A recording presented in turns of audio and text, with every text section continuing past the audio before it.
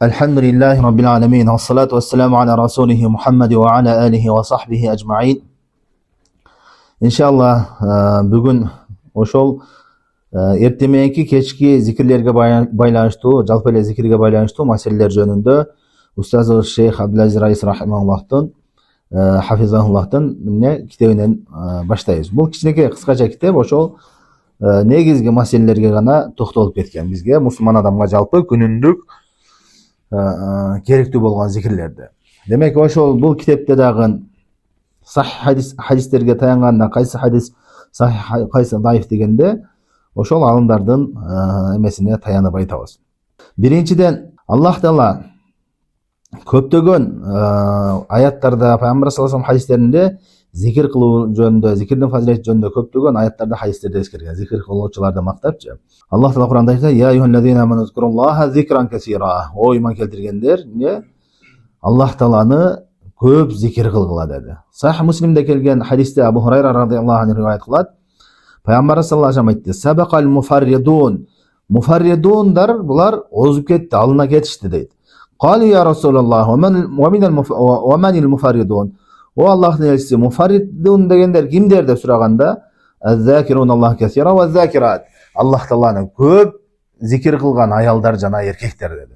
Ошо Аллах Тааланы көп зикир кылган эркектер, көп зикир кылган аялдар кимдер? Мындайча айтканда Кур'анда көп келген да, "Ваз-закирин Аллах касира ва закират а'аддаллаху лахум магфирата ва ажран азима." Аллахты көп зикир кылган эркек аялдарга Аллах Таала кечирим жана чоң өтө көп соопторду даярдап койду дейт да, улуу көп соопторду даярдап койду дейт. Ошол аяттардан максат ким?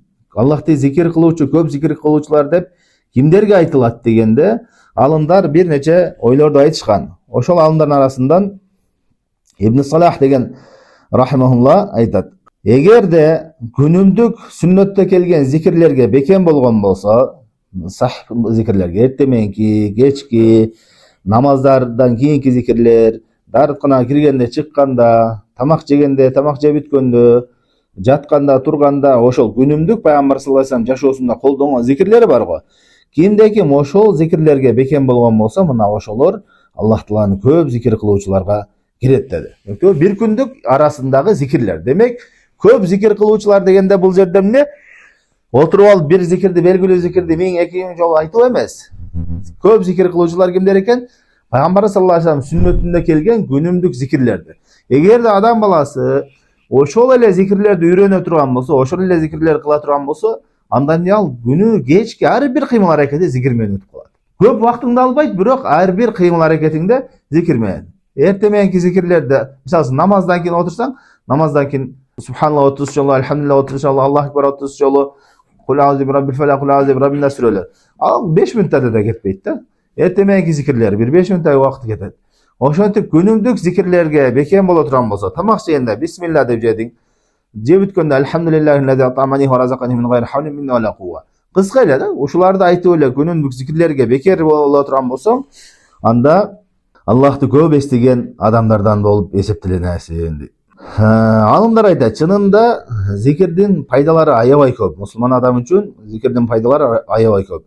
Жада калса Ибн Кайым рахимахулла ва ал-Вабил ас-Саййиб деген китебинде 70тен ашык зикирдин пайдасын эскерген да. Al-Wabil as-Sayyib деген эгер арабча билгендер болсо, же болбосо ал орусчасы да которулган, орусча китеп.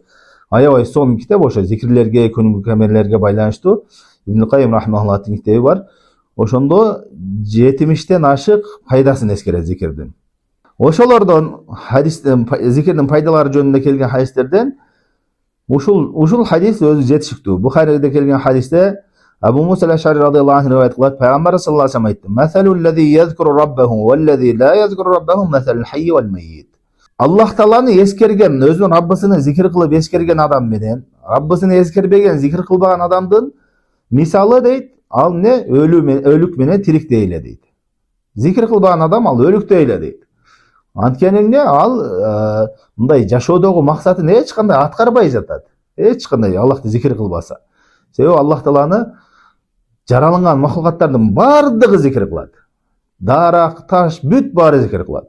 Кимде ким Аллах Тааланы зикир кылбаса, ал өлүк сыяктуу деди. Ал эми Аллахты зикир кылган бул чыныгы тирүү деди. Чыныгы тирүү ошол Аллахты зикир кылуучулар. Дагы зикирдин пайдаларынан бул жада калса адам баласынын иманын эле көтөрбөстөн эле Аллах Таалага Раббысына эле жакын кылбастан адам баласына денесине дагы физически дагы не күчтүү кылат.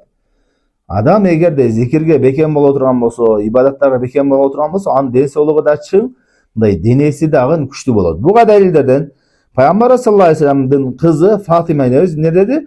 Пайгамбар саллаллаху алейхи вассаламдан барып кызматчы сурады. Бизге кызматчы бер, мен кыйналып атам дегенде Али разыяллаху анху менен Фатима экөөнү эскерип, чакырып айтты, мен силерге ошол эмеден да жакшыраак нерсе айтайын деди, кызматчыдан дагы. Анан ошол жатарда, күндө жатарда 30 жолу субханалла, 30 жолу элхамдулилlah, 30 жолу Аллаху акбар деп, жана аятал курси, хадисте аятал курси келди же башка хадисте келди, азыр так унутуп атам. Ошол зикирлерди үйрөтөт. Демек, бул айтып атат, кызматчы жана физически талап кылган кызматчынын ордуна зикир кыл деп атат. Ошол сага эмне? Күч кубат берет деп атат. Түшүндүңбү? Күч кубат берет. Зикирдин пайдаларынан кимде ким Аллах Тааланы көп зикир кылган болсо, бул эмне? Ошо Аллах Тааланы жакшы көрүүсүнө далил болот. Аллах Тааланы ошол пенде чындап жакшы көрөт экендигине. Себеби баардыгы эле айтышы мүмкүн Аллах Тааланы жакшы көрөм депчи. Бирок эмне? Ал чыныгы кыймыл аракет иштер менен тасыктала турган нерсе. Жөн эле сөз менен айтып коё эмес. Себеби кимде ким бир нерсени жакшы көргөн болсо, ошол нерсени көп сүйлөйт, ошол нерсени көп эстейт, чынбы? Бул эмне? Бардык эле нерседе, дүйнөлүк нерселерди деле бирдекени же бир буюмду, бирөөнү жакшы көрүп калган болсо, ошол жөнүндө көп сүйлөйт адам. Ошол жөнүндө көп эстейт. Жада калса эмне? Аялдарды жакшы көрүп калган болсо, ошону эстейт, жатса турса ошону эстейт, ошону сүйлөп ошентип калат. Демек, ким Аллах Тааланы көп зикир кылган болсо, ал эмне? Ошол далилдерден ал Аллах Тааланы чындап жакшы көрөт экендигине далил болот. Эми ошол эртең мененки кечки зикирлерде кайсынысы сахих, кайсынысы сахих эмес, ошолор жөнүндө айтардан мурда билип алышыбыз керек. Алымдардын ар кимиси ар кандай айтышы мүмкүн. Кээ бир алымдар эмне? Бул зикир сахих дейт. Бул кээ бир алымдар айтат, экинчи бул зикир сахих эмес деп айтат. Бул деген эмне? Алымдардын иштихадына жараша. Бир хадиске сахих деп өкүм берүү, туура, достоверный деп өкүм берүү, ал алымдын жеткен илим деңгээлине жараша, изилдегенине жараша болот. Башка бир алым ошол эле хадисти башка бир себептер менен даиф деп айтышы мүмкүн. Бул алсыз, туура эмес деп айтышы мүмкүн. Бул биринчи хадистин иснат жагынан, бизге жетип келген жагынан кайсысы туура эмес дегенине алымдардын илимине жараша болот. Экинчиден, ошол бир хадис жетип келген болсо дагы ошонун түшүнүгүндө дагы талаш болуп калат алымдардын арасында. Кандайча? Кээ бир алымдар түшүнүп, бул эртең мененки зикирлерден дейт, кээ биркилер жок, бул эртең мененки эмес, мындай убакыттагы деп. Ошол хадистин маанисин түшүнүгүндө дагы. Демек, бул маселелер ижтихади маселе. Мунун пайдасы эмне? Биз өзүбүз ишенген алымдарды ээрчисек, башка бир алымды ээрчип аткан болсо, аны айыптаган болбойт бул нерседе. Түшүнүктүбү? Ал ошол жеткен деңгээлдеги алымды ээрчип атат. Өзү алым деп ишенген. Андан кийин бул маселелерде, ушундай маселелерде да бир хадиске сахих деп өкүм берүү, же болбосо бир хадистен өкүм чыгарууда адам баласы эмне? Илим куралы болмоюнча ага өкүм бере берген болбойт. Азыркы күндө кээ биркилер бар да, бир аз эле илим алып туруп, бул сахих, бул даиф, бул мындай деп, как будто ошону өзү изилдеп натыйжага жетип аткандай сүйлөйт да. Бул туура эмес. Ал илимсиз сүйлөгөн, шариятта жалпы эле илимсиз сүйлөгөн бул аябай чоң күнөө. Аллах Таала жада калса Куранда эмне? Ширктен дагы жогорураак койгон. Айтат: "Ва ан такуну алаллахи ма ла та'ламун." Аллах Таала бир нече арам кылган иштерди эскерип, ширкти эскерип, андан кийин айтты: "Аллахтын атынан жалган сүйлөгөн, Аллахтын атынан билбей туруп сүйлөгөнүңөр" деди. Ошон үчүн бир хадисти бул сахих, бул даиф деп айтпастан, өкүм бербестен эмен жетпей туруп эле. Алымдардын айтканын биле турган болсоң, ошону айтыш керек. Мындайча айтканда, көчүрүүчү болуш керек. Шейх Ибн Баз муну сахих дептир, мен ошону ээрчийм. Же болбосо Шейх Альбани муну даиф дептир, мен ошону ээрчийм депчи. Бул хадис даиф, бул хадис сахих деп өкүм бере берген болбойт. Ошондой эле хадистердин маанилерин түшүнүүдө дагы, андан пайда чыгарууда дагы сөзсүз түрдө эмне? Алымдардын оюну ээрчишибиз керек, илгерки алымдардын оюну ээрчишибиз керек. Жана ошондой эле усулул фик илимини билмейинче адам баласы иштихад кылган болбойт. Усул фик илими жок адам эч качан иштихад кыла албайт. Ал Бухари, Муслимди жаттап ал, Кутубу Ситта бардык хадис жыйнактарын жаттап алса дагы, Куранды жаттап алса дагы башка матын китептер жаттап алса дагы, эгерде усул фик илимини, туура усул фик илимин туура түшүнүп, жакшы бышкан эмес болсо, ал иштихат кыла албайт. Ошон үчүн алымдар айтат, усул фик илими дейт, башка илимдерге өкүмдар дейт. Башка илимдер усул фикка өкүм бере албайт дейт. Кандайча дегенде, илимдерди усул фик менен таразылайбыз. Бул туура эмес, бул хадис бундан күчтүүрөөк, мындан бул алсызыраак деген бүт кайсыга амал кылынат, кайсы учурда амал кылынбайт деген нерсени усул фик илими аркылуу үйрөнүлөт. Мисалы үчүн, шариатта усул фик эрежелеринен эгерде шариатта буйрук келген болсо, бул не важипке далил болот дейт да. Бул усул фиктен берет. Эгерде усул фик билбесең, сен бирдекеге важип же сүннөт деп дагы өкүм бере албайсың. Түшүнүктүбү? Ошон үчүн не азыркы күндө көбүнчө мындай захирит мазхабына кирип кеткендер көп да. Захирит деген Куран хадисти алып алып туруп эле өзүм түшүнүгүм менен түшүнө берем дегендерчи. Бул аябай коркунучтуу.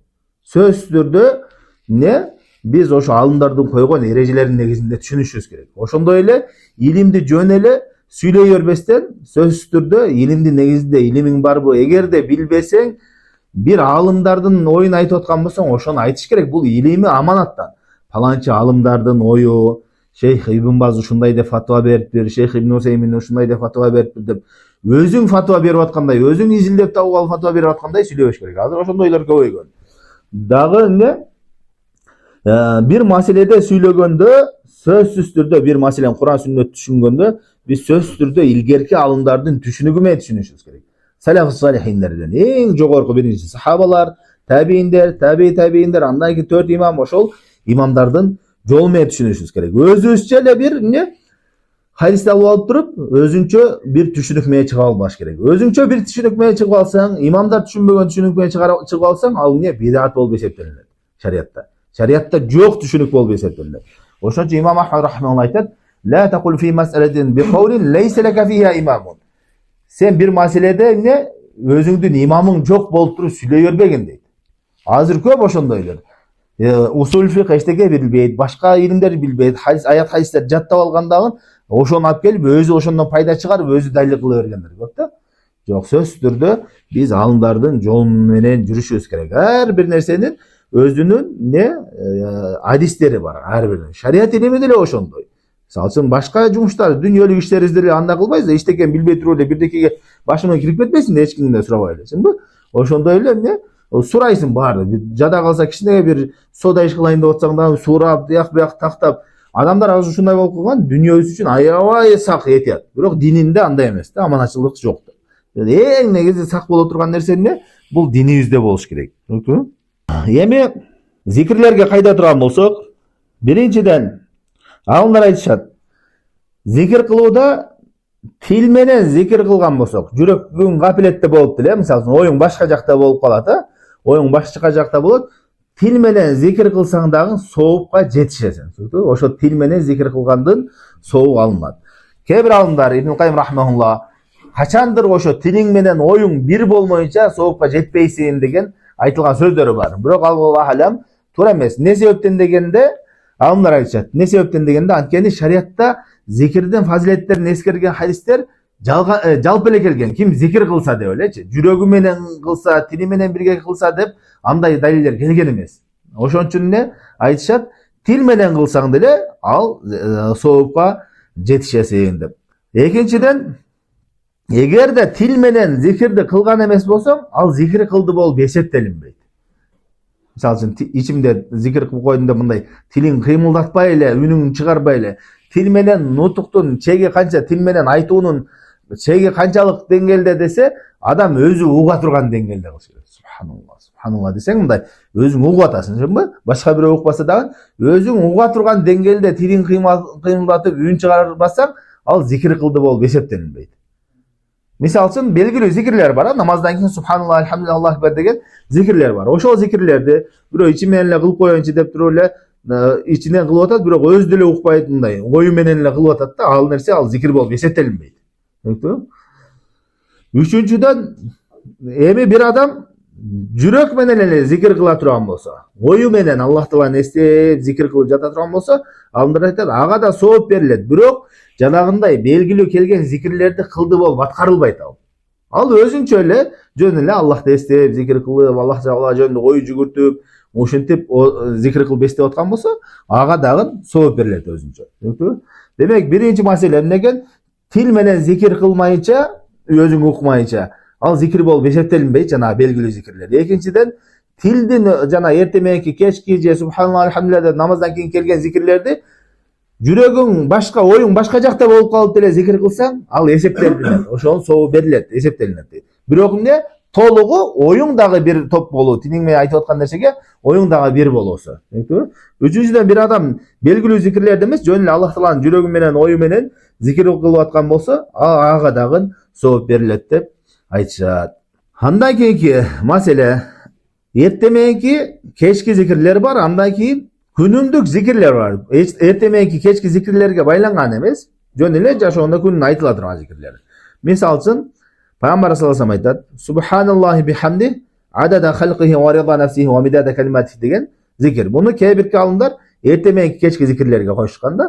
Бул негизи эмне? Күнүмдүк эле, күндө айтыла турган зикир, мындай бир убакытка чектелген эмес. Бирок күн сайын айтасың. Кайсы убакытта болсо дагы айтып коесуң. Андан кийинки маселе, зикирди кандай кылыш керек? Кол менен кылыш керекпи? Таспih менен зикир кылыш керекпи? Кол менен кылса кандай кылыш керек деген маселе. Бул да алымдардын арасында талаштуу маселелерден. Биринчи маселе, зикир кылганда оң кол менен кылыш керекпи, сол кол менен кылыш керекпи деген маселе. Оң кол менен кылыш керекпи, оң кол менен эле чектелиш керекпи, же сол колду да кошсо болобу? Мындайча оң кол менен кылып келип, 100 жолу кыла турган болсоң, оң колуң манжалар менен эсептеп келип, сол кол менен да эсептесең болобу, же болбосо оң кол менен эле чектелиш керекпи деген маселе. Түшүнүктүбү? Бул маселеде алымдардын арасында талаштуу. Кээ бир алымдар айтат, оң кол менен гана чектелиш керек дейт, оң кол манжалар. Бул Ханафи мазхабында ошондой. Кээ бир алымдар айтат, не? Оң кол менен дагы, сол кол менен дагы экөө менен тең кылыш керек дейт. Эми ушул жөнүндө бир хадис келген. Пайгамбар саллаллаху алейхи вассаламды Абдуллах ибн Амр ибн Ас деген сахаба риваят кылган хадисте Пайгамбар саллаллаху алейхи вассалам райт Расулуллах яқиду тасбиха биядихи. Пайгамбар саллаллаху алейхи вассаламды тасбихти колу менен эсептеп атканын көрдүм дейт да. Колу менен эсептеп атканын көрдүм дейт. Ушул эле хадисте башка бир риваятта бияминихи деген, оң колу менен эсептеп атканын көрдүм дейт. Ошол эмени кээ бир алымдар далил кылып айтат, демек оң кол менен чектелиш керек дейт. Экинчи алымдар айтат, жок, бул биямини оң колу менен деген сөзү бул хадисте кошумча, бул туура эмес, сах эмес дейт. Анткени бул хадисти бир нече алымдар риваят кылган, баары тең пайгамбарыбызды көрдүм, колу менен зикир кылып аткан деген эле сөздү айтканда, бир эле риваят кылуучулардан бирөөсү гана эмне, анын санаттарын айтыштын кереги жок, алла эсиңиздерде калбайт баары. Ошо, мисалы үчүн, пайгамбарыбыздан бир сахаба укту, пайгамбарыбыздан кийин табиин укту, табииндерден бир 10 киши уккан болсо, ошо табиинден 10 киши уккан болсо, 10 кишинин 9-өө тең пайгамбар саллаллаху алейхи вассаламдын ушундай деп айтып атат. Пайгамбар саллаллаху алейхи вассаламдын колу менен тасбих айтып атканын көрдүм деп айтты дагы, бирөөсү гана оң колу менен дегенди айтып атат. Демек ошол бирөөсү адашып атат. 9-өө адашкан жок да. Оң колу менен дегенди кошуп атат. Ошон үчүн ошол риваятты даиф деп айтышат дагы. Экинчи ойдогу алымдар айтат, не зикирде негизи зикир кылганда оң кол сол кол менен колдоно берсе болот. Анан бирок баштаганда оң кол менен баштайсың. Анткени пайгамбар саллаллаху алейхи вассалам Айша риваят кылган хадисте айтты: "Кана ю'джибуху таяммуну фи танa'улихи ва тараджулихи." Пайгамбар саллаллаху алейхи вассалам бут кийимини кийгенде дагы, чачын тараганда да бүт иштеринде оң жак менен баштаганды жакшы көрөт эле деди. Демек, зикир кылганда да ошо. Биринчи оң жак менен баштайбыз, оң кол менен баштайбыз, андан кийин сол кол менен башталат. Андан кийин тасбихти кандай кылыш керек? Манжаларынын сызыктары бар го, муундары. Ошо менен санаш керекпи же кандай санаш керек дегенде, бул хадисте келгендей, тасбихни пайгамбар саллаллаху алейхи вассалам сүннөтү боюнча манжаларды жумуп санайт. Яқиду ақада деген жумуп айтылат да араб тилиндечи. Алымдар айтат, ошону жумуп кылган, мына 1-2 манжаларыңы бирден баштап жумуп зикир кылсаң мындай кылып.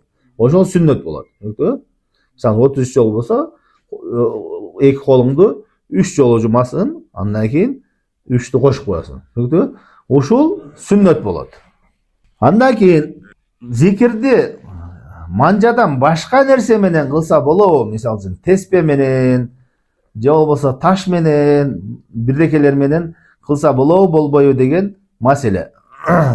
Бул маселеде алымдардын арасында талашуу маселе. Аллах алем туурарагы теспеби же ошо бир эсепти тактай турган нерсени эсепти такташ үчүн колдонсо болот деп айтат. Түшүнүктүбү?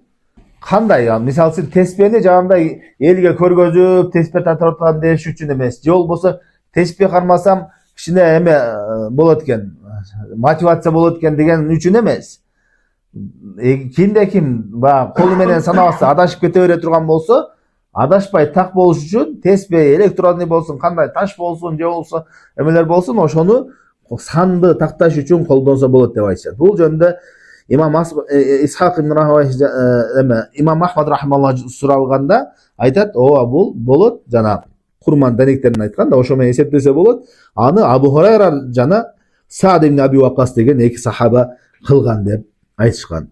Ошондой эле Абу Хурайра радиаллаху анху айтат, ал эмне күнүнө 12.000 жолу тасбих кылчу. 12.000 жолу. Эми 12.000 алымдар айтышат. 12.000 кол менен баарын такташ кыйын да. Ошон үчүн мындай жок дегенде ар бир 100дөбү же ар бир 1000дөбү бирдеке колдонулган деп. Ошол себептен эмне? Ошон үчүн теспени ошол эсепти такташ үчүн кимде ким унутуп кала турган болсо же жаш өткөн кишилер ошону колдонсо болот. Жана ошондой эле муну жана суфилердин теспилеринде чоң узун теспилерди көтөрүп алып, өзүнчө бир өзгөчө жасалма теспилерди көтөрүп алып, теспи тартып аткан болуп көрүнүшүпчү. Ошол нерселер болбойт, аларга окшошпош керек. Жөн эле чөнтөгүңө салып ал бир эмени кичинекей эле жасалган кобуз эмес, просто жана санды такта бере турган эле болсо болду. Ошондой кылып зикирлериңди мисалы үчүн 100 жолу кылганда кээ биркилер адашып кетиши мүмкүн. Ошону тактаса болот деп айтышат. Андан кийинки маселе зикирлерди эртеменки кечки зикирди казасын аткарса болобу болбойбу деген маселе. Мисалы үчүн бирөө зикирди убактысында кыла албай калган болсо, эртеменки кечки зикирлер же болбосо намаздан кийинки зикирлерди убактында кыла албай калган болсо, ошо өз убактысында казасын аткарса болобу болбойбу десе, Навави рахмахулла ушул казасын аткарса болот деп кыямул лейл тахажжуд намазына салыштырган да. Тахажжуд намазында эмне? Кимде ким уктап калган болсо, эртемен турар мен тахажжудтун биринчи окуп алса болот деп айтышкан да. Ошого салыштырып болот деп айтат. Бирок Аллах алам экинчи ойдогу алымдар айтат, бул маселени болот деп Навави рахмахуллага чейин эч ким айткан эмес. Илгерки алымдар эч ким зикирлердин казасын кылса болот деп айтышкан эмес дейт. Ошон үчүн туурасы, эгерде убактысы өтүп кеткен болсо, алек болуп же уктап калып же бирдеке болуп убактысы өтүп кеткен болсо, анда ал зикирлердин казасы аткарылбайт. Андан кийин чектелинген зикирлерге мисалы үчүн 100 жолу кылына турган зикирлер бар. Ошодон ашыкчараак кылып койсо болобу? Кой, кошумча дагы бир 10ду кошуп коеюн же 100ду кошуп коеюн деген.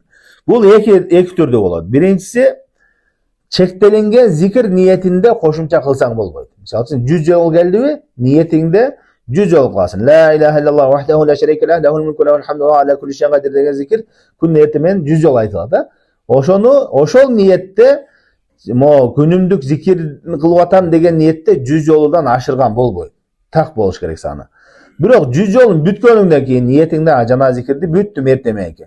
Бирок дагы деле кошумча зикир кыла берейин деп ошол эле зикирди кошо берсең болот. Ал ниетте эмес, эртеменки кечки зикирлер ниетинде эмес, жалпы эле зикир ниетинде кошо берсең болот. Демек экөөнүн сыпаты окшош эле, айырмалаган нерсе ниетиң гана болуп атат. Түшүнүктүбү? Ниет менен сен 100ду толтуруп коюп, андан кийин кой көбүрөөк зикир кыла берейин деп туруп, ошол зикир мага жатты деп эле кыла берсең, анда эчтеке болбойт. Түшүнүктүбү? Эми бул эртеменки кечки зикирлердеги эң негизги маселе бул эртеменки кечки зикирлердин убактысы. Эртеменки кечки зикирлердин убактысы кайсы убакытта, эртеменки кечки зикир кайсы убакыттан башталат, качан бүтөт деген маселе. Бул эң негизги маселе бул зикир бабында. Бул жөнүндө алымдардын арасында бир нече ойлор бар. 4 ой бар. Кээ биркилер бул убакытта, кээ биркилер. Эми ошолордун Аллах алам биз устаздар алган, тандаган, туурайда тандаган жана ошондой эле Шейх Ибн Баз, Ибн Усеймин жана ошондой эле Лажинанын тандаган фатвасын эле айтып коелу. Алардын ар бирини далилдерине эскерип, далилдерине жооп берип отурбастан жалпы ошол Шейх Ибн Баз, Ибн Усеймин жана устаздардын тандаган ою туура деп. Ал ой эртеменки зикирлер качан башталат? Баамдаттын убактысы киргенден баштап, пешиндин убактысы келгенге чейин, завалга чейин. Завал дегенде күн так ортого келет го. Ортого келип туруп, оо баштаганга чейин. Демек пешиндин убактысы кирер замат. Себеби күн ооганда пешиндин убактысы кирет да, кирери менен ал бүтөт эртеменки зикирлердин убактысы. Демек биринчиси эртеменки зикирдин туурарагы эртеменки зикирдин убактысы бул таң киргенден баштап, баамдаттын убактысы киргенден баштап, азыркы күндө карай турган болсок, примерно канча болот экен мына. Баамдаттын убактысы 4:13 кирет экен. 4:13 кирсе, күн 6 пешин 12:59. Ушул аралыкта эртеменки зикирлерди кыла берсең болот. Ушунун аралыгында, түшүнүктүбү? Демек убактысы аябай кенең. Муну каза кылбай аткарганга аракет кылыш керек. Андан кийинкиси кечки зикирлер кайсы убакытта дегенде, бул дагы алымдардын арасында бир нече талаштуу ойлор. Ошол эң күчтүү ойлордон эки ой, жана эртеменкиде да, кечкиде да. Эртеменкиде Ибн Кайым рахмалла айткан, таң киргенден баштап күн чыкканга чейин деп айткан. Көпчүлүк алымдар жана Лажинанын Ибн Баздын тандаганы ошо таң киргенден баштап пешинге чейин деген. Кечкиси Ибн Кайым рахмалла айтат, асырдын убактысынан кийин күн батканга чейин дейт. Лажинанын тандаган, чоң алымдардын тандаган немеси, андан башка дагы илгерки алымдардын бир нече алымдардан тандаган ою, ал эмне? Жанагы пешиндин убактысы киргенден баштап, күн оогандан баштап, шамдан кийин примерно бир жарым саатка чейин. Мындай караңгы, толук караңга киргенге чейин дейт. Түшүнүктүбү? Күндүн нуру тарка толук караңгы киргенге чейин. Демек шамга чейин эмес, шамдан кийин дагы бир аз 20 мүнөт, 15-20 мүнөткө чейин убакыт болот ошону зикирди кылганга. Демек эртеменки кечки зикирдин убактылары ушундай. Эми иншалла зикирлерди окуйбуз.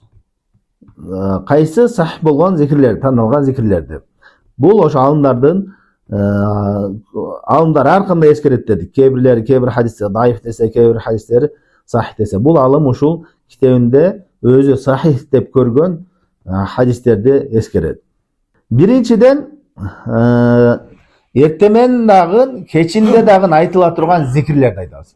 Бул азыр эскере турган зикирлер эртемен да айтылат, кечинде да айтылат. Экөөнү тең ошош. Биринчиси эмне? Саййидул истигфар. Аллахумма анта рабби ла илаха илля анта деген. Халактани ва ана абдук ва ана аля ахдика ва вa'дика мастатa'т. А'удhu бика мин шарри ма санa'т. Абу лака би ни'матика алейя ва абу лака би занби фагфир ли фа иннаху ла ягфиру зуnuba илля ант.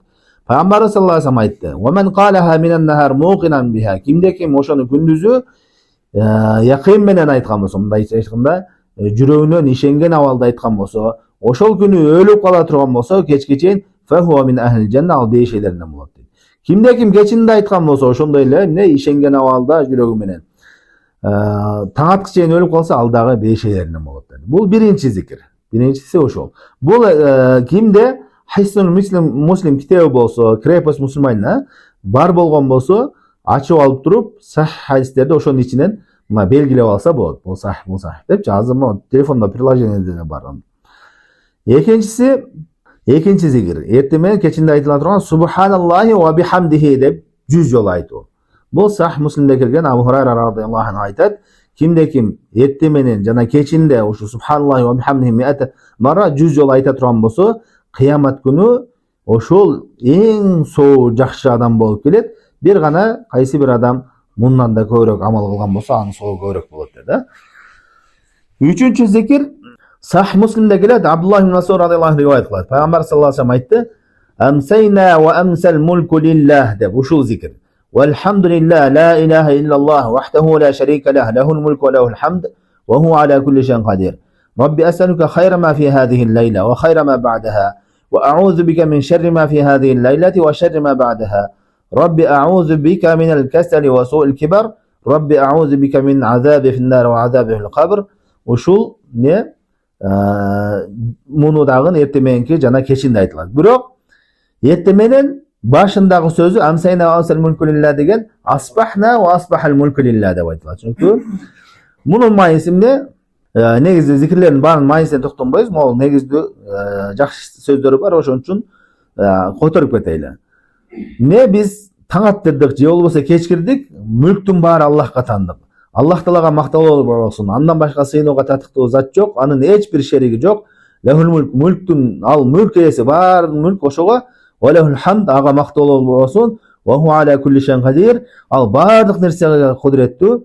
Андан кийин Рабби асалка хайра ма фи хадил лайла. О Аллахым, мен сенден ушул кечедеги эң жакшы нерселерди сурайм. Же болбосо ушул таңда эң жакшы нерселерди сурайм. Ва хайра ма ба'даха, жана мунун артында дагы жакшылыктарды сурайм. Ва аузу бика мин шарри ма фи хадил лайла ва шарри ма ба'даха. Мен ушул түндө же ушул таңда бүт жамандыктардан сактанууну тилейм. Жана андан кийинки жамандыктардан дагы сактанууну тилейм.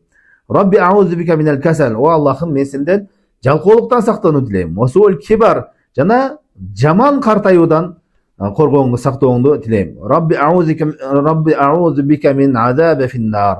О Аллахым, кабыр азабынан сактоону, тозок азабынан сактоону, азаби фил кабр, жана кабыр азабынан сактоону тилеймин дейт. Бул дуада эң негиздүү жакшы бул жерде эмне жалкоолуктан сактоосуну жана жаман картаюудан сактоосуну тиледи. Андан кийинки зикир эртең менен жана кечинде айтыла турган. Абу Дауд жана Тирмизиде келген. Абу Хурайра радиллаху анху риваят кылат. Абу Бакр радиллаху анху пайгамбар саллаллаху алейхи вассаламдан сурады. Я Расулаллах, о Аллахтын элчиси, мурни би калиматин акулухуна иза асбахту ва иза амсайт. Мага ушундай сөздөрдү үйрөткөн, эгерде таң атканда жана кечинде айта турган, кечкиргенде айта турган дегенде Пайгамбарыбыз айтты, айтканың деди, Аллахумма фатирас самавати вал ард, алимал гайби ваш шахада, рабба кулли шайин ва маликаху, ашхаду ан ла илаха илля ант, аузу бика мин шарри нафси ва шарри шайтани ва ширкихи деп. Эгерде таң аткан болсо, иза амсайта ва иза хазта мажаак, ушундай зикирди айткан деди. Түшүнүктүбү? Бул дагы эртең менен жана кечинде айтылуучу 4-чү зикир. Андан кийинкиси 5-чиси болсо Абу Даудда жана Тирмизиде Ибн Мажада келет. Жана Имам Бухари Адабул Муфрат деген китебинде Абу Хурайра радиллаху анху риваят кылды. Пайгамбар саллаллаху алейхи вассалам эртең менен ушундай деп айтат эле. Аллахумма бика асбахна ва бика амсайна ва бика нахя ва бика намут ва илайка нушур деп. Ал эми кечкиргенде акырында Алла ва илайкал масир деп айтат эле деди. Түшүнүктүбү? Демек ушул зикир аягында ва илайкал масир деп айтылат кечкиргенде. Андан кийинкиси 6-чы зикир Абу Даудда келет, Сунан Аби Даудда, Абу Дарда радиллаху анхудан. Факала мен кала иза асбаха ва иза амса хасби Аллах ла илаха илля ху алейхи таваккалту ва хува раббул аршил азим 7 марратин кафаху Аллах ма ахаммаху.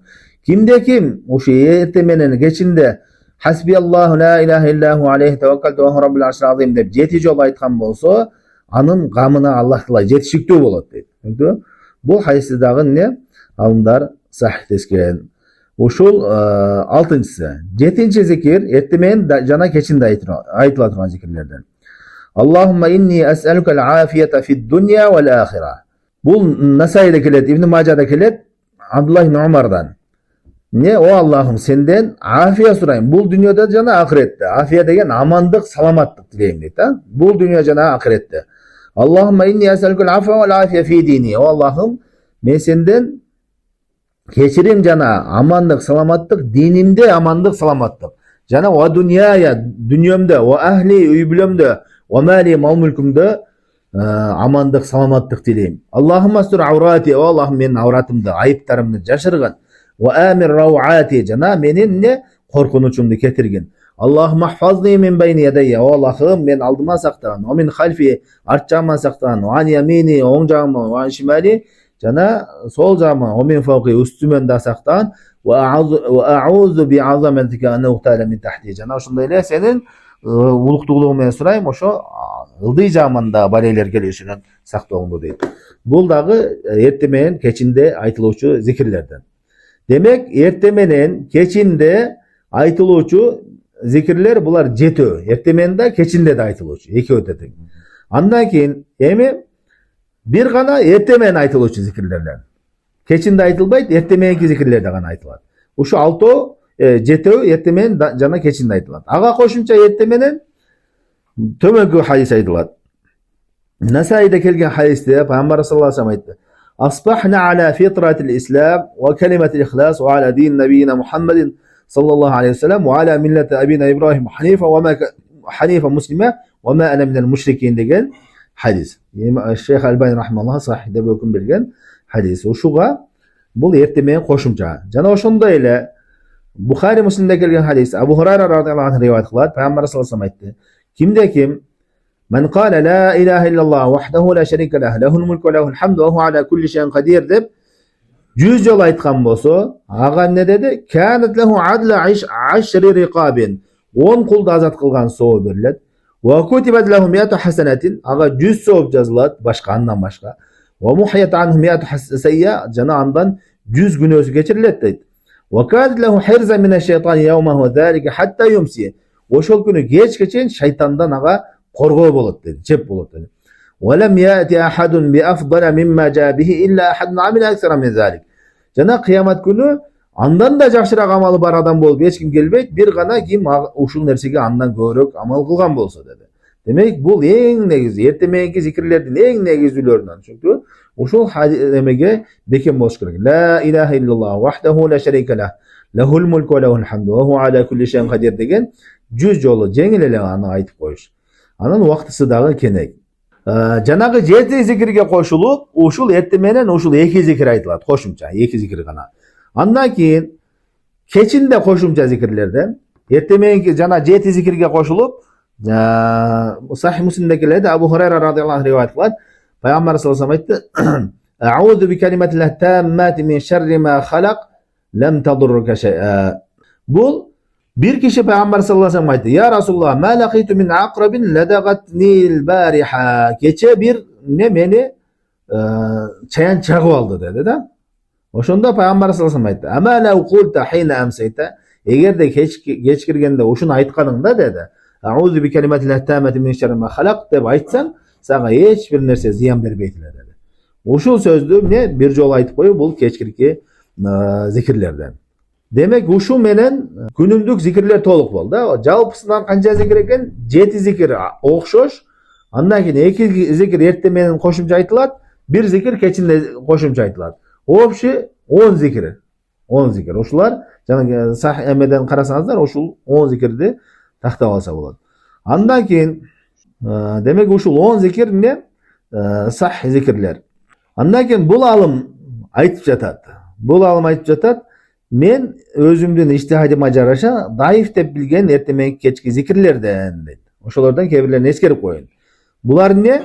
Kaysylar daif dep atat? Birincisinde Kul huvallahu ahad, kul a'udhu bi rabbil felak, kul a'udhu bi rabbin nas ertemeği keçinde 3 yoldan oku degen bu daif hadis dedi. Bu sahih emas dep atat.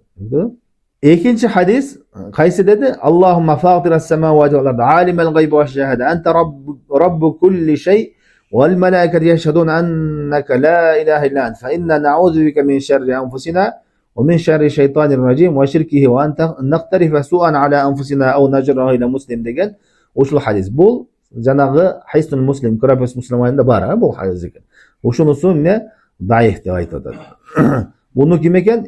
Abu Hatim er-Razi degan bul dagın ilal jana hadislerden qaysi jerinde katalar ketken bilүүчү eň çoň imamlardan da Abu Hatim er-Razi degan oşol Ahli sünnet ve cemaatin imamlarından. Oşol alım daif dep aytkan eken. Handan keyin 3. zikir Bismillahillezî la yadurru ma'a ismihi şey'un fil ardi ve la fis semâi ve huves semî'un alîm dep 3 jol aytуу bul dagı ne? Daif hadislerden.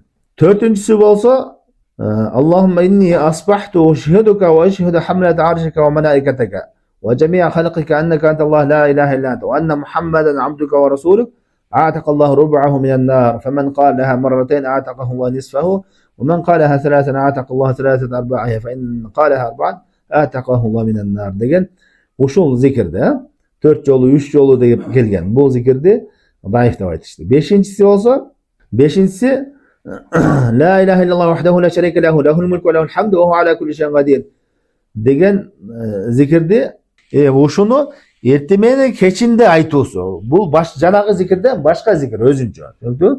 Oşonun ne? Ertemeni dagı keçinde dagı aytuu dep kelgen fazilet. Kimdeki ertemeni jana keçinde aytkan bolsa, aga oşondoy kul azat kılgandığın jana 10 günü geçirilet. жана даражалары көтөрүлөт, шайтандан сакталат деген ошол эме бул даиф хадис. Анткени сахихи жанагы эле бирөөсү эле, эртең менен гана айтылат, кечинде айтылбайт. Алтынчысы айтат, кимде ким Субханаллахил азим ва бихамдихи деп 100 жолу айтуу жөнүндө. Туурасы Субханаллахи ва бихамдихи деп эле 100 жолу айтуу. Ал эми Субханаллахил азим ва бихамдихи деген Субханаллахил азим деген сөз кошулгандыгы бул сахих эмес деп айтылат. Түшүнүктүбү? Андан кийин кээ бир хадистер келген, зикирлер келген, ошол зикирлерде эмне магриптен кийин деп айтылган. Магриптен кийин деген зикирлерден максат эртең менен кечки зикирлер эмес дейт аалымдар. Ал эмне дейт? Шам намазынан кийин айтыла турган. Ошолордон эмне? Ла илаха иллаллах вахдаху ла шарика лах, лахул мулку ва лахул хамд, юхи ва юмит ва хуа аля кулли шайин кадир деп 10 жолу айтуу, ушул бул эмне? Шам намазынан кийин айтылуучу зикирлерден. Бул эртең мененки кечки зикирлерден эмес. Түшүндүңүзбү? Ошо саны чектелгендер ошолор эле. Калгандары бир жолдан гана. Андан кийин бул сөз, бул калима Субханаллахи ва бихамди адада халқихи ва рида нафси ва зинат аршихи ва мидада калимати. Бул да эртең менен кечки зикирлерден жазышкан кээ бир аалымдар. Бул алым айтчыда туурарагы бул эртең менен кечки зикирлерден эмес, бул эмне? Күн сайын айтыла турган зикирлер. Күндүн кайсы маалында болсо дагы айтсаң болот, кайсы маалда. Ал эртең менен Субханаллахи ва бихамди адада халқихи ва рида нафсихи ва зинат аршихи ва мидада калимати деген бул хадисти эмне?